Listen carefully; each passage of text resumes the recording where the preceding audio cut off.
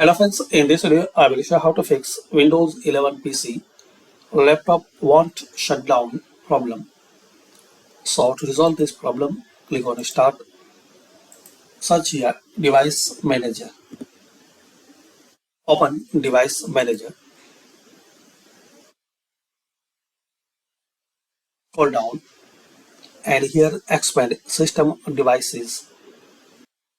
Now here find out Intel Management Engine interface, right click on it, Properties. Here click on Power Management. Uncheck this box. Allow the computer to turn off this device to save power. So uncheck this one and click on OK. Now close and restart your system. So this is the setting guys, you can fix Windows 11 PC laptop won't shut down problem. Thanks for watching.